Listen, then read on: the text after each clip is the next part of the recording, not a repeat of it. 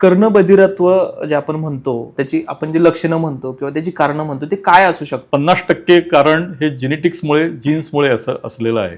काही पंथांच्या मध्ये काही धर्मांच्या चालूरीतीप्रमाणे जवळच्या नात्यात लग्न करायची पद्धती असते. जवळच्या रक्ताच्या नात्यात लग्न जेव्हा होतं तेव्हा अशा प्रकारचं कर्णबधिरत्व येऊ शकतं असं संशोधन सांगतं. त्याच्याच प्रकारे काही इतर गुणसूत्रांच्यात आपोआप बदल होतात, त्याला म्युटेशन्स असं म्हणतात. त्याच्यामुळं जे कर्णबधिरत्व येतं तेही टाळता येईल. पण 50% जे कर्णबधिरत्व आहे ते कर्णबधिरत्व परिस्थितीजन्य कारणामुळे होतं. उदाहरण सांगायचं झालं, प्रेग्नन्सीमध्ये त्या आईला जर काही त्रास झाला, इन्फ्लुएन्झा सारखा रुबेला म्हणून आजार असतो, तो आजार झाला, म्हणजे साधा फ्लू सारखा ताप येतो 2-3 दिवस, पण त्याच्यामुळे त्या मुलाच्या कानावरती परिणाम होऊन कर्णबधिरत्व येऊ शकतं. आहारातल्या काही कंडिशन्समुळे गर्भाशयात त्या मुलाची ग्रोथ कमी झाली गर्भाची, त्याच्यामुळे असं होऊ शकतं.